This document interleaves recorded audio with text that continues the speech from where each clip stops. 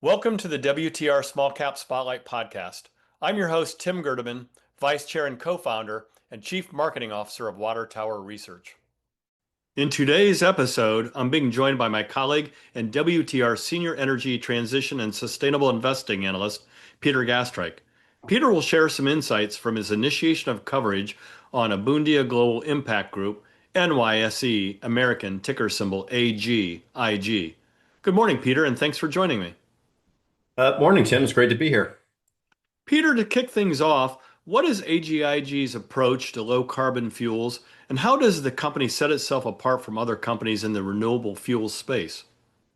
Well, AGIG is taking a different approach, Tim, when compared to the more mainstream renewable fuels processes we see today. AGIG takes hard to recycle plastics and waste wood biomass and converts these into high demand fuels and chemicals like sustainable aviation fuel or SAF, ultra low sulfur diesel, lubricants, waxes, and chemical feedstocks. The approach is different for most of the renewable fuels producers that source feedstocks like waste oils and fats and plant sugars from corn. Also AGIG's approaches are powerful circular economy solutions because you are not only helping to decarbonize transportation by supplying low carbon fuels, you're also diverting waste from landfills. Great. Can you walk us through the specific technologies and processes AGIG uses to transform waste streams into valuable fuels and chemicals? AGIG is pursuing two pathways, Tim. First, for plastics to fuel, they have a licensing agreement with Altura Energy for continuous pyrolysis technology. This process heats plastics in an oxygen-free environment, breaking them down into pyrolysis oil, which is a synthetic crude that can be upgraded into fuels. Second, for biomass, they've signed a binding term sheet with BTG Bioliquids to use fast pyrolysis technology to convert woody biomass into bio oil, which AGIG will then upgrade to fuels. Both of these technologies are proven, modular, and scalable, which means AGIG can replicate them efficiently across multiple sites, Tim. Okay, so I'm going to pivot for a minute, Peter, to infrastructure. What strategic advantages does AGIG gain from its flagship location at Cedarport Industrial Park, and how does this site support its operational ambitions? Well, their flagship site in Baytown, Texas, is right along the Houston ship channel, which is very, very important. This is a prime strategic location with top-tier infrastructure and logistics. You've got rail, barge, road access, plenty of local plastic waste to feed the process, and you have a strong local talent there as well. So, from a strategic perspective, how is AGIG harnessing technology partnerships and modular growth to speed up its commercialization? Well, the goal is to scale quickly without taking any unnecessary risk. So they do this with strategic relationships and the modular design, which I mentioned. AGIG is not trying to reinvent the wheel here with technology, not trying to internally develop. They license technology from leaders like Altura and BTG, work with engineering experts like Nexus PMG, and they plan to acquire RPG technologies to boost their R&D capabilities. Of course, that acquisition was already announced, but it's something which should be completed pretty soon here. Financially, they're focused on capital efficiency. They secured a $100 million equity line of credit and raised $8 million in a recent direct offering. Plus, they've restructured their debt with major investors. In a crowded field of renewable fuel producers, Peter, what are AGIG's key competitive advantages? Well, Tim, there are three things I'd point to. Number one, proven tech. Number two, the prime location. And number three, partnerships. So in terms of tech, Altera's pyrolysis process has logged over 7,000 hours of commercial operation. For prime location, Port gives them unmatched infrastructure and access to feedstock. For relationships, their network, BTG Biomass and Nexus PMG for engineering, RPD for R&D, these all lay an expert foundation for them.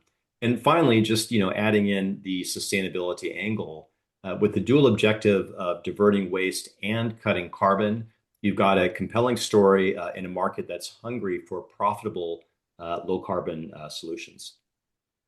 So, with the aviation industry's growing emphasis on carbon intensity, how do AGIG's processes stack up when it comes to reducing life cycle emissions? Well, it's a great question, Tim, and very critical to the success of low carbon fuels. Carbon intensity or CI score, it really matters a lot because airlines will pay a premium for low CI score aviation fuels to help meet their sustainability targets. CI score essentially measures how much greenhouse gas emissions are tied to producing and consuming the fuel. So far, AGIG has not disclosed CI scores, but with a bit of research and channel checks, we can determine some potential ranges here. So for plastics to SAF, we think AGIG's process can cut emissions by 40 to 70% compared to fossil jet fuel. And excuse me, that'll be even more if renewable energy is used in the process. Meanwhile, the biomass-based SAF is even stronger than the plastics-based because you can see up to 80 to 92% reduction in terms of those emissions when compared to fossil jet. And again, that ultimately means you get premium pricing because the aviation industry will need to consume less of a low CI score fuel if they're going to displace jet fuel. Looking ahead, what key operational and investment milestones should stakeholders be watching for from AGIG in 2026? Well, this year is really pivotal for the company. They accomplished a lot in the last 6 months of last year. But looking at this year, first, AGI is aiming to complete phase one at Cedar Port by the second quarter. Then there's the final investment decision for commercial scaling coming after that. They're also working on SAF optimization with BTG and could finalize the RPD Technologies acquisition, early this year. After phase one wraps, phase two kicks off, expanding plastics pyrolysis capacity. So there's lots of signposts ahead, and investors can keep on top of the implications from these events right here at Water Tower Research. So, Peter, in your initiation of coverage report, you include multiple financial scenarios. Can you speak to those and your findings? Well, right now, AGIG is still pre-revenue, Tim, on the renewables side. But they do have a clear path to profitability. We do conduct an EBITDA scenario analysis of the plastics to fuel business in the report. And what that shows is that the project will break even with SAF prices holding in that range of around 1.5 to 2 times fossil jet. But consider, Tim, that today in Europe and in the US, you currently have SAF trading at around 4 to 6 times that price. In that range, we estimate a $1,000 to $2,000 per ton EBITDA margin, which will look, very attractive relative to the estimated range of construction costs, which we've outlined in the report. Also, the modular approach means that they can start small, they can generate the revenue, and they can use that to reinvest when they're scaling up. Understood.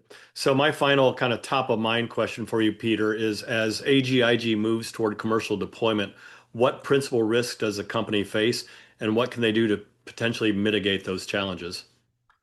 Well, the company is a pre-revenue business effectively, at least for the renewables side. So there are going to be risks associated with that. But just to name a few here, first you have financing. The company needs significant capital to build out its projects, so we'll have to manage that very closely. We talk about that a lot in the report in terms of their strategy. Second, there's execution risk.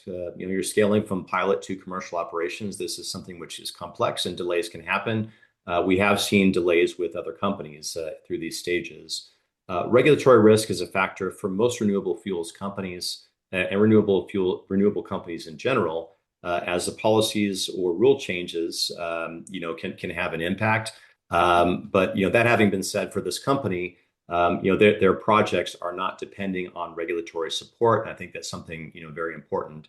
But bottom line, AGI's strategy is using proven tech and strong partnerships, and these things will help mitigate a lot of the risks. Well, thanks for your time, Peter, and I look forward to seeing how things unfold throughout the course of the year. It's an exciting story. Great. Thank you, Tim. Thank you for listening, and don't forget to subscribe as well as visiting www.watertowerresearch.com to stay up to speed on the company's small cap written research reports, podcasts, fireside chats, industry-specific symposiums, and conference schedules. We will see you next time for another edition of the WTR Small Cap Spotlight podcast. Finally, a special thanks to the producer and editor of the podcast, Krista Fitzpatrick.